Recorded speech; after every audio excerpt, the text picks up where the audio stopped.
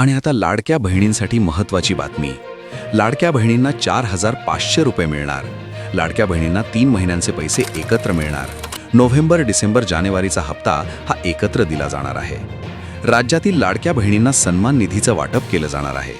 तब्बल 2,52,00,000 लाभार्थी महिलांना त्यांच्या बँक खात्यात ही एकत्रित रक्कम जमा केली जाणार असून महिला आणि बाल विकास मंत्री अदिती तटकरे यांनी ही माहिती दिली आहे. 2.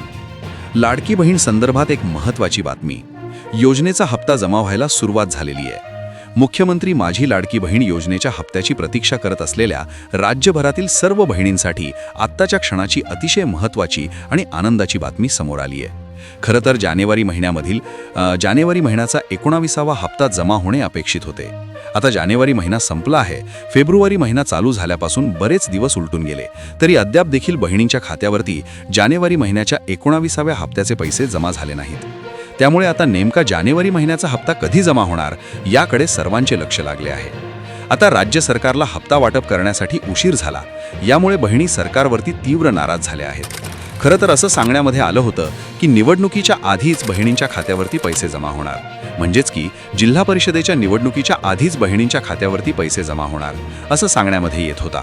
आता निवडणुका जाहीर झाल्या आहेत, निकाल देखील लागले आहेत आणि अद्याप देखील बहिणींच्या खात्यावरती हप्त्याचा 1 रुपया सुद्धा जमा झाला नाही.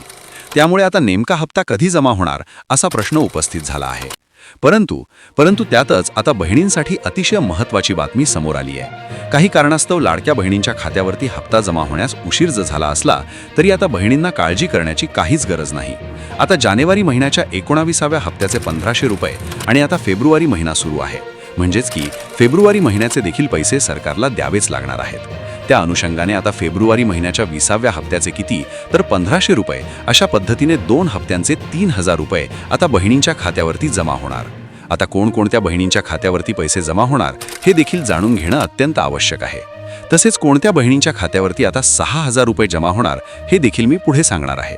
आता कोणत्या बहिणींच्या खात्यावरती 3,000 रुपये जमा होणार तर बघा, ज्या बहिणींच्या खात्यावरती आत्तापर्यंत 18 हप्ते जमा झाले आहेत, तसेच ज्या बहिणींचे आधार कार्ड बँकेच्या खात्याशी लिंक आहे, तसेच ज्या लाडक्या बहिणींचे अर्ज हे मंजूर आहेत, तर अशाच बहिणींच्या खात्यावरती 3,000 रुपये जमा होणार.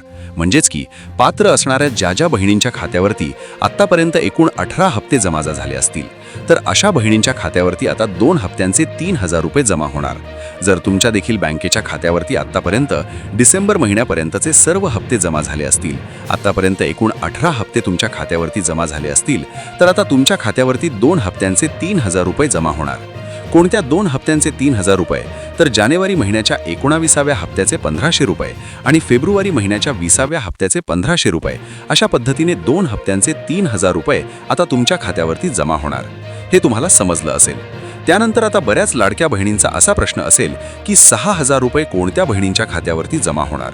तर बघा, ज्या महिलांना आता 18 हप्ता मिळाला आहे आणि ज्यांची KYC पूर्ण आहे तर अशा बहिणींच्या खात्यावरती जानेवारी आणि फेब्रुवारी असे मिळून 3,000 जमा होतील. आणि त्याचबरोबर ज्या बहिणींच्या खात्यावरती मागचे काही हप्ते जमा झाले नसतील परंतु आता त्यांनी KYC पूर्ण केलेली असेल तर अशा बहिणींच्या खात्यावरती 6,000 रुपयांपर्यंतची थकबाकी देखील जमा होणार आहे. पुन्हा एकदा सोप्या भाषेमध्ये सांगण्याचा प्रयत्न करतो.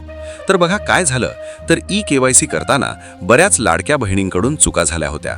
आता ज्या बहिणींकडून KYC करताना चुका झाल्या तर अशा बहिणींचा हप्ता हा सरकारने